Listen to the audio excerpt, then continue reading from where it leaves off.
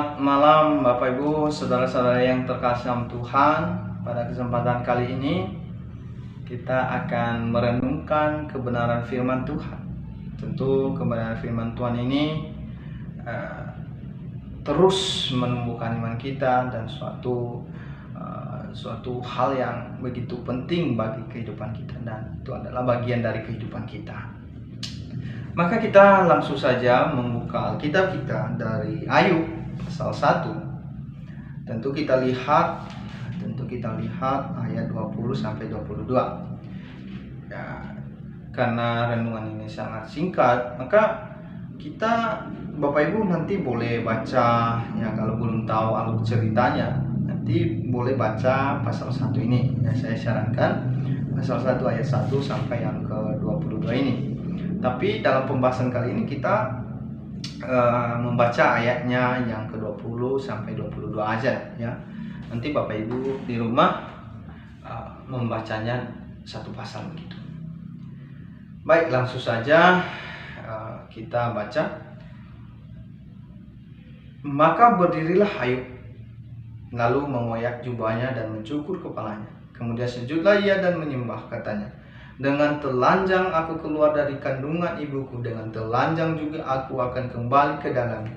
Tuhan yang memberi, Tuhan yang mengambil, terpujilah nama Tuhan. Dalam kesemuanya itu Ayub tidak berbuat dosa dan tidak menuduh Allah berbuat yang kurang patut.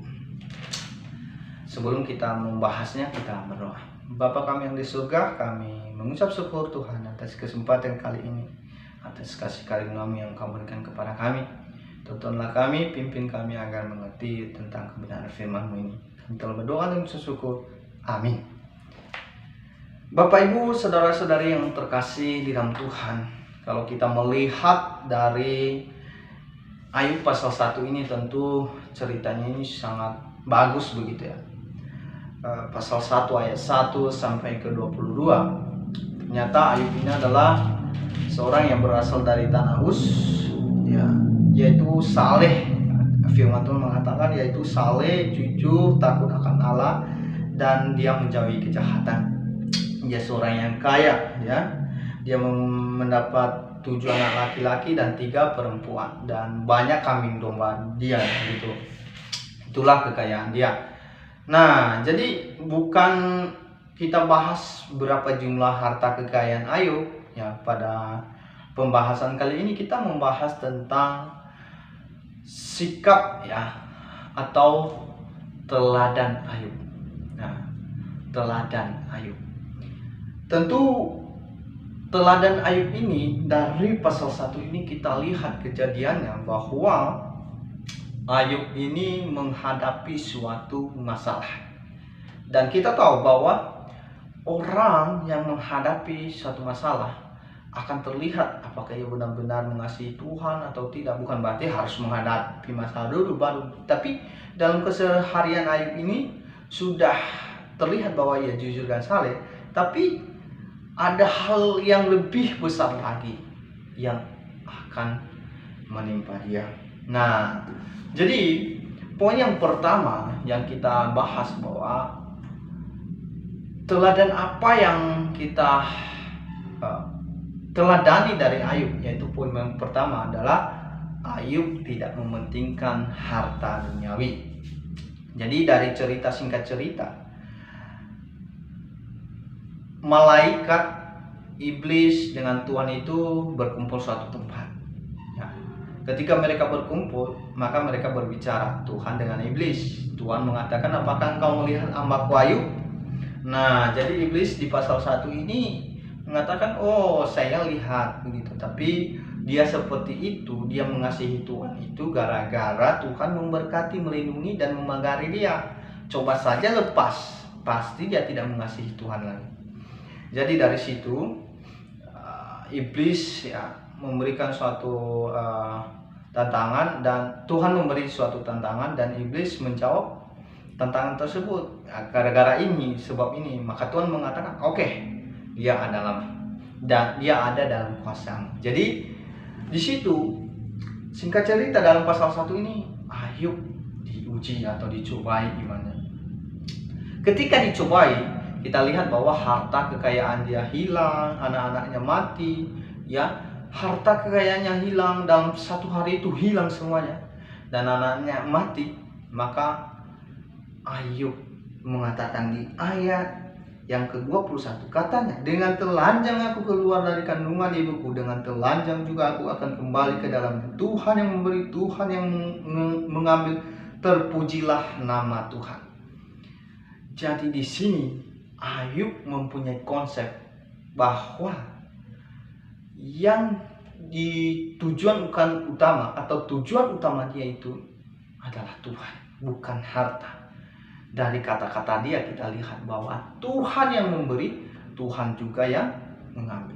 Artinya harta kekayaan dia itu bukan milik dia, maksudnya bukan karena kekuatan dia, bukan karena kehebatan dia maka dia kaya, tapi karena kasih karunia Tuhan. Karena Tuhan beri kekayaannya sehingga dia kaya, maka juga Tuhan berhak mengambilnya.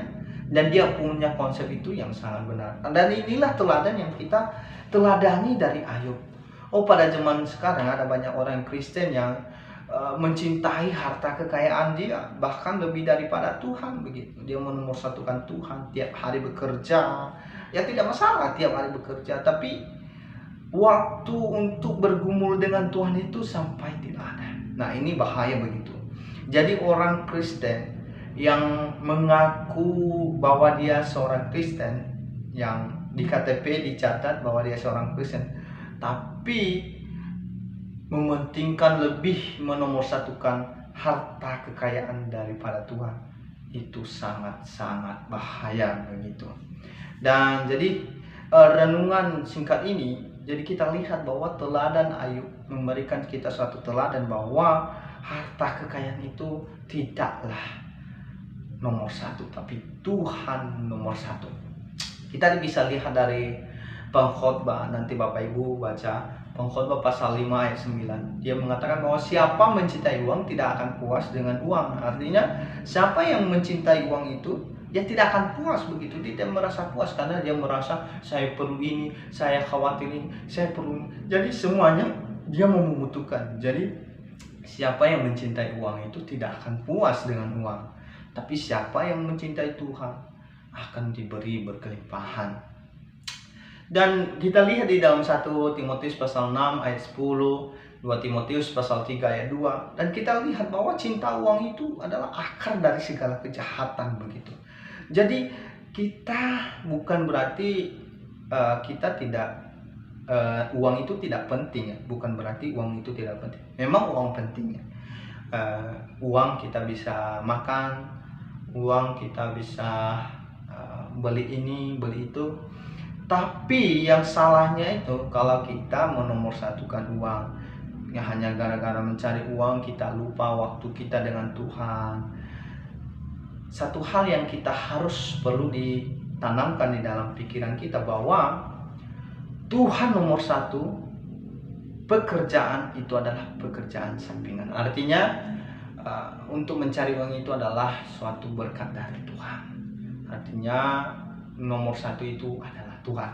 Di dalam Matius pasal 6 ayat 33 mengatakan bahwa carilah dahulu kerajaan Allah dan kebenarannya, maka semuanya akan ditambahkan kepada apa yang ditambahkan, yaitu yang apa yang kamu perlukan.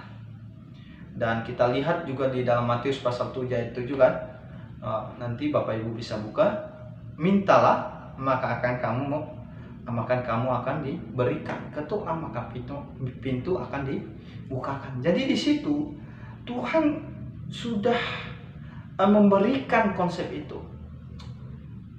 Harta itu adalah milik Tuhan. Dia yang menciptakan kita. Dia juga mengerti dan mengetahui apa yang kurang bagi kita. Maka masakan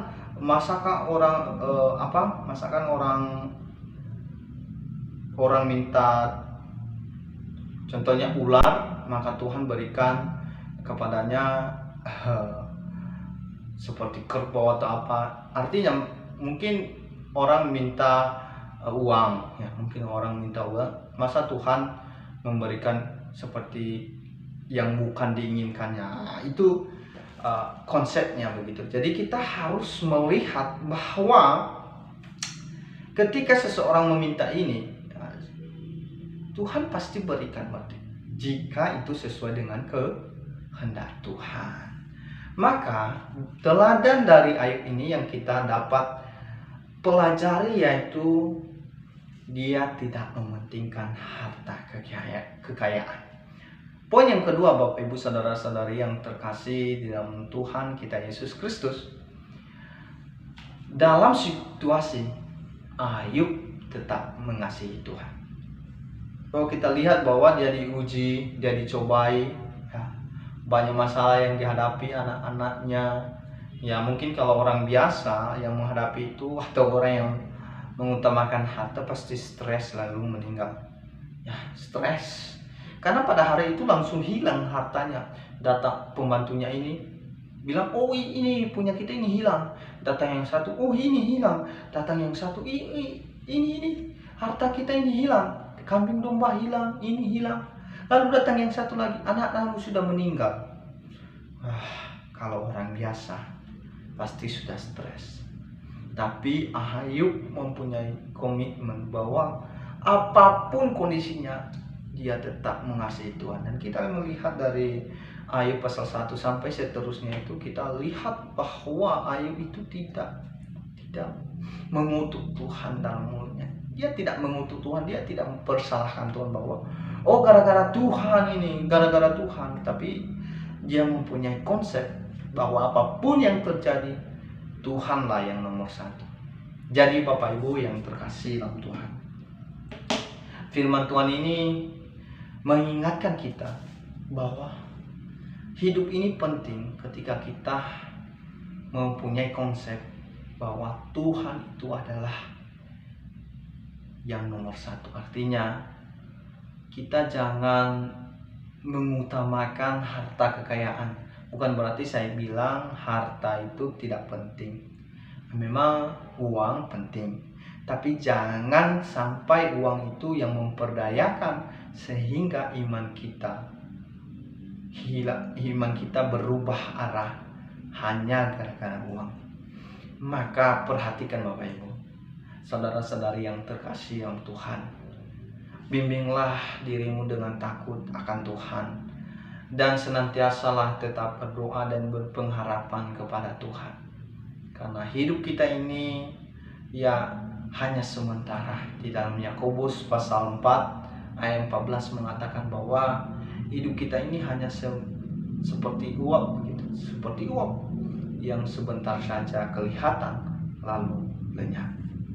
Dan Mazmur pasal 90 ayatnya yang ke-10 mengatakan bahwa umur kita ini 70 sampai paling kuatlah 80. Jadi itu kita perhatikan bahwa kita hidup ini untuk Tuhan.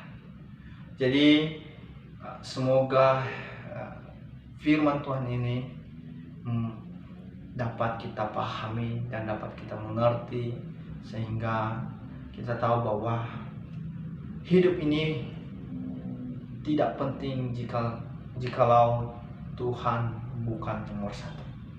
Jadi semoga kebenaran firman Tuhan ini terus menumbuhkan iman kita dan terus mengingatkan kita akan Tuhan yang Maha Kuasa.